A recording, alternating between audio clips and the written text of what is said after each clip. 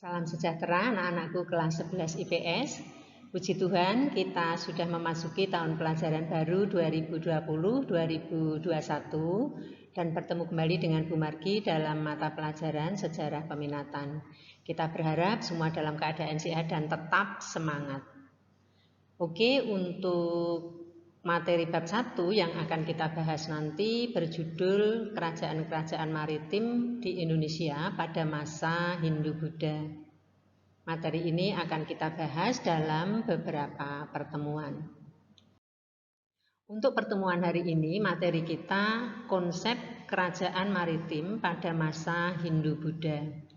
Dengan tujuan pembelajaran, kalian dapat menganalisis teori-teori masuknya Hindu-Buddha di Indonesia dan menganalisis kerajaan Sriwijaya, Singasari dan kerajaan Majapahit, kemudian menemukan persamaan-persamaan dari ketiga kerajaan tersebut sehingga dapat dikategorikan sebagai kerajaan maritim. Baik, kita langsung membahas bagaimana proses masuknya Hindu-Buddha di Indonesia. Nah, perhatikan peta ini. Sebelum agama Hindu-Buddha masuk ke Indonesia, masyarakat praaksara telah mengenal konsep kepercayaan, animisme dan dinamisme. Nah, pada abad ke-4 Masehi masuklah Hindu di Indonesia, bahkan pengaruhnya sudah cukup kuat, ditandai dengan berdirinya Kerajaan Kutai dan Kerajaan Tarumanegara. Bersamaan dengan itu masuk pula agama Buddha, namun belum banyak penduduk Nusantara yang menganut agama Buddha karena memang sudah terlebih dahulu menganut agama Hindu. Kemudian memasuki abad ke-7, pengaruh Buddha dirasakan cukup kuat di Indonesia, bahkan penyebarannya hampir di seluruh wilayah Nusantara dengan pusatnya di Kerajaan Sriwijaya. Nah, apakah dengan masuknya Hindu-Buddha di Indonesia kemudian konsep animisme dan dinamisme menjadi hilang? Ternyata tidak, karena justru terjadi sinkritisme dan akulturasi. Kenapa bisa demikian? Karena tidak semua unsur-unsur yang datang dari luar diterima begitu saja oleh penduduk Nusantara, tetapi diolah, diseleksi, disesuaikan dengan kondisi lokal ataupun disesuaikan dengan kepribadian bangsa Indonesia. Nah, kemampuan untuk menyeleksi unsur-unsur yang datang dari luar itu disebut dengan local genius. Nah, local genius inilah yang seharusnya terus kita miliki, bahkan kita kembangkan, apalagi di era globalisasi, di mana pengaruh dari luar dengan begitu cepat dan mudah untuk masuk ke Indonesia. Apabila tidak memiliki lokal genius yang kuat, maka bisa berdampak melemahnya identitas bangsa Indonesia. Nah, pengaruh Hindu-Buddha ternyata mudah diterima oleh masyarakat Indonesia pada waktu itu. Karena apa? Terbukti ada kemiripan dalam hal upacara ataupun ritual keagamaan antara Hindu, Buddha, animisme dan dinamisme, sehingga tidak merasa asing bagi bangsa Indonesia atas unsur-unsur agama Hindu maupun Buddha. Selain itu, faktor yang tidak kalah pentingnya adalah dasar sifat masyarakat Indonesia adalah ramah tamah. Nah, keramah tamahan inilah yang kemudian para pedagang asing yang masuk ke Indonesia merasa nyaman untuk melakukan aktivitas utamanya dalam bidang perdagangan. Nah, selain itu, letak geografis Indonesia yang memang strategis karena dilalui jalur perdagangan internasional juga sangat menguntungkan Indonesia. Karena begitu banyak para pedagang asing yang datang ke Indonesia melakukan kegiatan perdagangan, dan terutama yang paling banyak pada saat itu adalah para pedagang dari India dan Cina. Mereka datang melalui Selat Malaka, kemudian Selat Sunda, juga perairan barat Sumatera dan Selat Makassar. Nah, kedatangan para pedagang India ini diperkirakan sekaligus juga melakukan penyebaran terhadap agama Hindu maupun Buddha. Tetapi apakah memang benar demikian? Karena ternyata kan ada beberapa teori tentang masuknya Hindu Buddha ke Indonesia itu, yang masing-masing teori memiliki kelemahan dan teori-teori tersebut adalah yang pertama teori Brahmana. Menurut teori ini, yang menyebarkan agama Hindu Buddha di Indonesia adalah kaum Brahmana, karena mereka memiliki pengetahuan yang dalam tentang ajaran Hindu Buddha, sekaligus menguasai bahasa Sanskerta dan huruf Pallava. Itulah yang menjadi kelebihan dari teori ini. Tetapi menurut ajaran agama Hindu kuno di India, kaum Brahmana ini dilarang untuk menyeberangi lautan. Bahkan kalau melanggar maka akan dihapuskan dari sistem pengkastaan itu. Nah, ada beberapa bukti memang yang memperkuat teori ini, yaitu penemuan prasasti di Indonesia ternyata tertulis dalam huruf Pallava dan menggunakan bahasa Sanskerta. Ini yang dikuasai oleh kaum Brahmana. Yang berikutnya teori kesatria mengatakan bahwa yang menyebarkan Hindu Buddha ke Indonesia adalah para prajurit ataupun bangsawan. Diperkirakan pada waktu itu kondisi politik di India sedang terjadi pergolakan karena berebut kekuasaan. Sebagai kelompok yang kalah, yaitu golongan kesatria, kemudian meninggalkan negaranya menuju ke negara-negara lain termasuk Indonesia, kemudian mendirikan kerajaan ataupun membentuk dinasti. Nah, teori ini memiliki kelebihan karena semangat berpetualang memang hanya dimiliki oleh kaum kesatria. Tetapi ternyata tidak ada bukti tertulis ataupun bukti-bukti arkeologis yang mengatakan adanya kedatangan kaum kesatria di Nusantara dan mendirikan kerajaan di Nusantara. Berikut teori Waisa. Teori ini mengatakan bahwa yang menyebarkan agama Hindu Buddha ke Indonesia adalah para pedagang.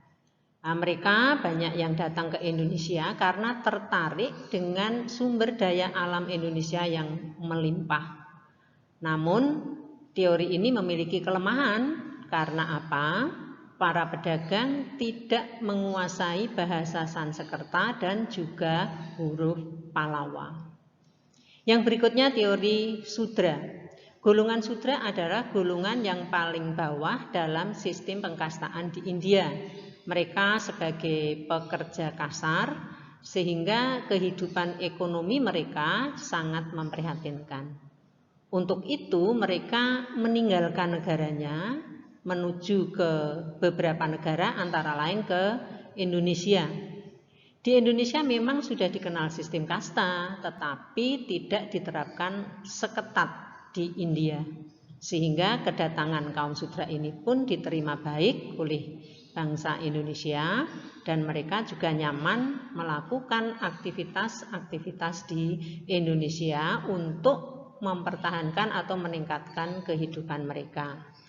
Nah, sekaligus mereka juga menyebarkan agama dan kebudayaan India. Namun teori ini memiliki kelemahan karena apa? Kaum Sudra tidak memiliki pemahaman tentang ajaran agama Hindu. Selain itu mereka juga tidak menguasai bahasa Sanskerta dan huruf Pallava. Nah, dari 4 teori ini tadi masing-masing memiliki kelebihan dan kekurangannya. Tapi masih ada satu lagi teori yang akan kita bahas. Yang terakhir yaitu teori arus balik. Teori ini mengatakan bahwa yang menyebarkan Hindu Buddha ke Indonesia orang-orang Indonesia sendiri. Masih ingat lirik lagu ini? Nenek moyangku orang pelaut. Nah, lagu ini menggambarkan bahwa nenek moyang bangsa kita adalah sebagai pelaut yang ulung dan memiliki jiwa bahari yang sangat hebat. Nah, ternyata pada waktu itu pun juga ada orang-orang Indonesia yang belajar di India tentang agama Hindu dan Buddha.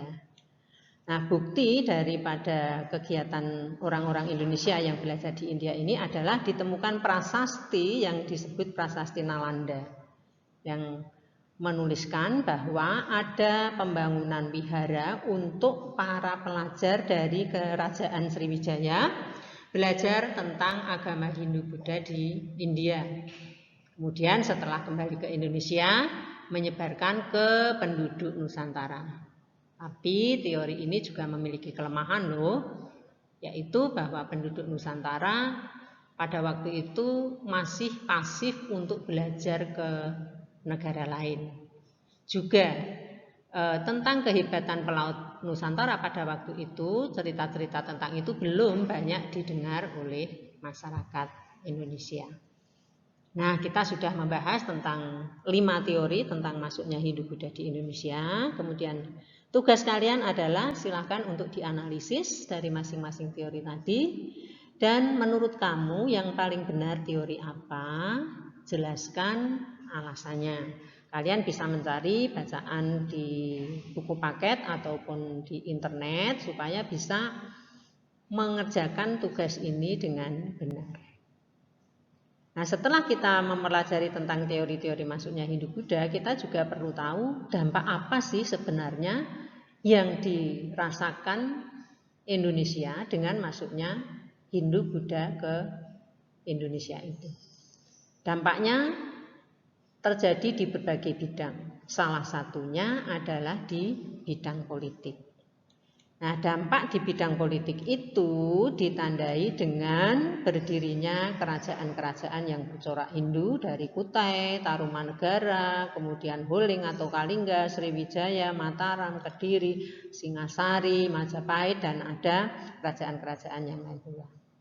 Nah, dari kerajaan-kerajaan yang bercorak Hindu Buddha ini, sesuai dengan bahasan kita kan hanya akan membahas tentang kerajaan mana sih yang ciri khas maritim. Nah, ada 3 kerajaan, yaitu Kerajaan Sriwijaya, Singasari, dan Majapahit. Karena itu akan kita lihat nanti seperti apa sebetulnya konsep kerajaan maritim itu. Ciri-cirinya seperti apa, kita akan lanjutkan pembahasan kita. Konsep kerajaan maritim. Kerajaan maritim adalah kerajaan yang mengandalkan perdagangan dan pelayaran dalam menopang ekonomi kerajaan. Kerajaan ini memiliki beberapa ciri. Yang pertama, kerajaan terletak di pesisir pantai atau dekat dengan sungai. Yang kedua, sungai dan laut dijadikan sebagai sistem perhubungan utama. Kemudian ciri yang ketiga, memiliki pelabuhan penting bagi kerajaan. Dan yang keempat, masyarakat maritim mampu membuat perahu dan menjalankan aktivitas perikanan.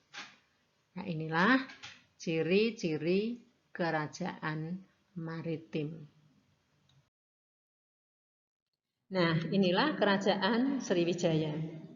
Kerajaan ini diperkirakan berdiri pada abad ke-7 Masehi dan terletak di tepian Sungai Musi di Palembang. Sriwijaya berhasil menguasai Selat Malaka dan Selat Sunda yang menjadi jalur pelayaran dan perdagangan internasional. Nah, dengan kondisi yang seperti ini, apakah memang benar kemudian Sriwijaya termasuk sebagai kerajaan maritim? Nah, silahkan nanti dianalisis. Yang berikutnya adalah kerajaan Singasari. Perhatikan juga petanya. Kerajaan Singasari berdiri pada abad ke-13, jadi setelah beberapa ratus tahun dari kerajaan Sriwijaya. Letak kerajaan Singasari berada di sebelah timur Gunung Kawi, ya, dekat Sungai Brantas di Kota Malang, Jawa Timur. Nah, melihat letaknya yang dekat dengan sungai besar, tentu bisa diperkirakan bahwa masyarakat pada waktu itu aktivitasnya adalah sebagai petani, juga melakukan kegiatan pelayaran. Yang terakhir adalah Kerajaan Majapahit. Perhatikan petanya. Kerajaan ini berdiri pada akhir abad ke-13 dan terletak di daerah Trowulan, Kabupaten Mojokerto, Jawa Timur. Nah, aktivitas masyarakat di Kerajaan Majapahit sebagai petani dan pedagang, bahkan Majapahit dalam kesuksesannya pun membuktikan sebagai pusat pertemuan para pedagang asing khususnya dari India dan Cina. Bahkan Majapahit pada waktu itu sudah menjadi pengekspor garam, kemudian kain, pala, dan juga rempah-rempah. Nah, kalau dilihat dari letaknya memang Kerajaan Majapahit tadi berpusat di daerah Trowulan, yaitu daerah pedalaman pada waktu itu. Tetapi kenapa kok bisa menjadi kerajaan maritim? Nah, karena itu silakan nanti kalian menganalisis dari 3 kerajaan tadi, yaitu kerajaan apa? Sriwijaya, kemudian Singasari, dan Majapahit. Temukan persamaan-persamaannya dan mengapa sehingga ketiganya dapat dikategorikan sebagai kerajaan maritim. Baik anak-anak, Bu Margi berharap materi yang sudah kita pelajari hari ini dapat kalian pahami dengan jelas.